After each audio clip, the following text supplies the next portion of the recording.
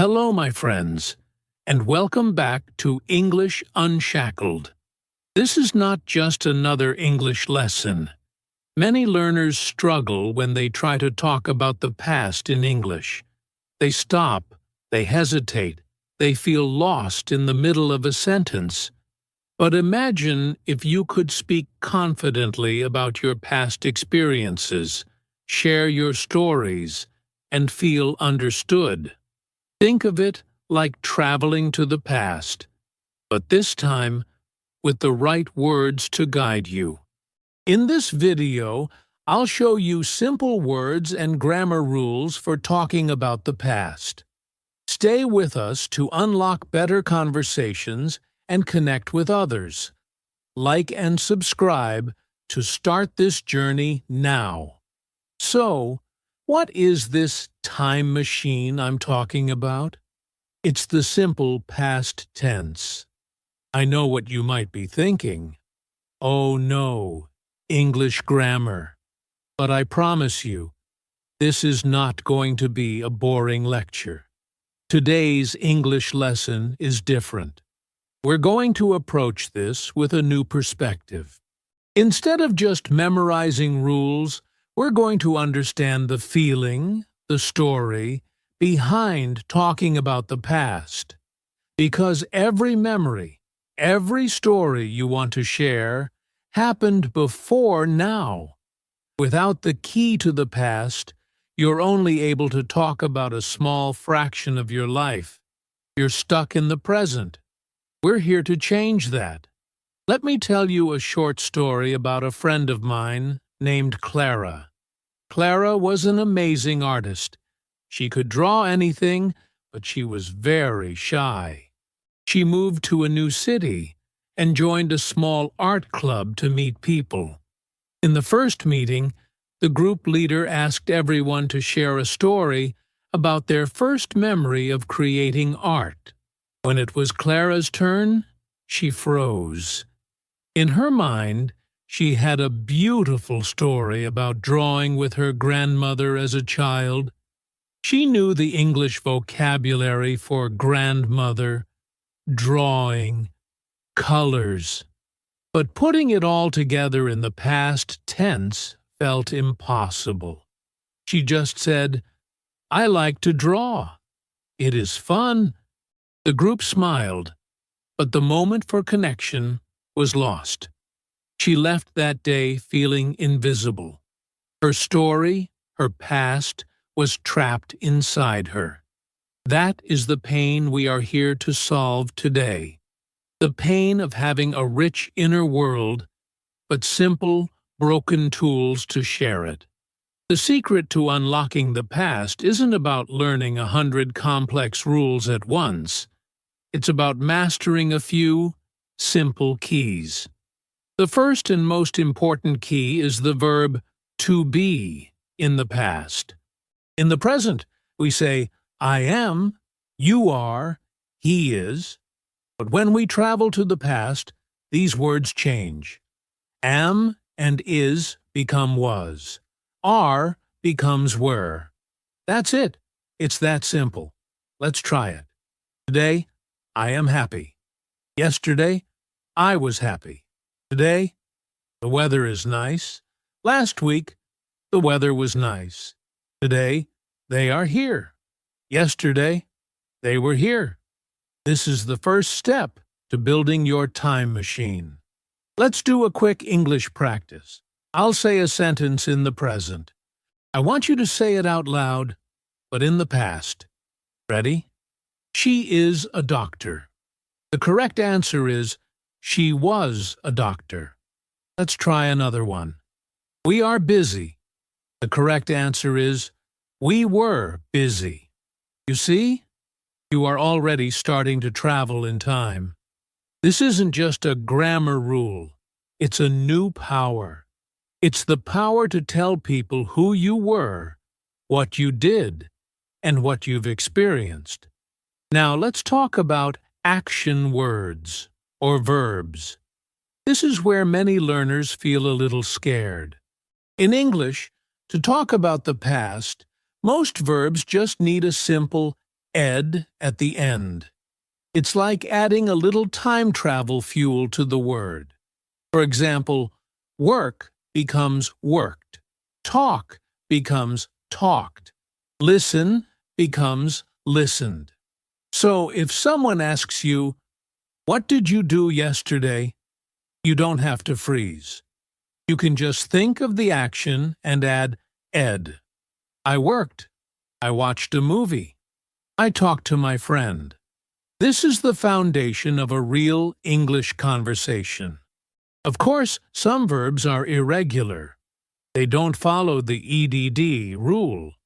For example, go becomes went and eat becomes ate. These can be tricky, but there aren't that many common ones. The key is not to get overwhelmed. You don't need to learn all of them today. You just need to learn the ones that are important for your stories. This is a crucial part of how you learn English effectively. You focus on what you need to express yourself. What did you do yesterday? Did you go somewhere? Then you need the word went. Did you eat something? Then you need the word ate. Start with your own life, your own stories, and the vocabulary will become relevant and easy to remember. Let's think about Clara again, our artist friend. What if she had these simple tools? When asked about her first art memory, she could have said, "My grandmother was an artist. She loved to paint. We painted together every weekend. It was my favorite part of the week." It's simple, it's clear, and it's a beautiful story. It's natural English. It's not just a collection of words. It's a shared memory. It's connection. Now, I want to talk about your English pronunciation. The ed at the end of past tense verbs can sometimes be confusing. Sometimes it sounds like a T sound, like in worked. Sometimes it sounds like a D sound, like in played. And sometimes it sounds like id, like in wanted. Don't let this scare you. The more you listen to natural English, the more you will get a feel for it. The most important thing is to try. Your goal at this stage isn't to have perfect pronunciation. Your goal is to be understood. When you speak English, you are practicing. And every time you practice, your English skills get a little bit better. So, how can you practice this every day? Here's a simple but powerful exercise. At the end of each day, take just 5 minutes. Find a quiet place, maybe with a notebook, and think about your day. Then, try to say 3 simple sentences out loud about what you did. For example, today I went to work. I talked to my boss. I ate lunch with a friend. That's it. Just 3 sentences. This small habit is a powerful form of English practice. You are training your brain to access your memories and turn them into English sentences. You are building the foundation for a real English conversation. Don't worry about making it perfect. Just focus on communicating. Think about the story of your day. What was the most interesting part? What was the most challenging part? Tell that story to yourself. As you get more comfortable, you can add more details. Today, I went to work by bus. The bus was very crowded. I listened to music on my headphones. You are not just learning a list of verbs. You are narrating your own life. And there is no more powerful way to learn English. Before we continue, I want to ask you something. Because this journey is about your stories, not just mine. The story I told was about Clara and her grandmother. Now, it's your turn. Using the simple past tense we just practiced, leave a comment below with one simple sentence about a person from your past who is important to you. It can be a friend, a family member, or a teacher. Just one sentence. I will read as many of your stories as I can. Let's fill the comments with our memories. Remember, the goal here is to unlock your ability to share your experiences. Every person is a collection of stories. Your past, your memories, your experiences, they make you who you are. When you can't share them, you can't fully share yourself. But when you learn the simple keys to talk about the past, you unlock a huge part of your own identity in English. You stop being a beginner who can only talk about the present, and you become a storyteller. You become someone who can connect with others on a deeper level. So, let's recap the simple process. First, master was and were. It's the foundation for describing states and feelings in the past. Second, start adding ed to your action verbs. It works for most of them. Third, slowly learn the common irregular verbs that are relevant to your life. And fourth, practice telling the story of your day, every day. This simple process is the key. It's the path from I struggle to talk about the past to I can confidently share my experiences.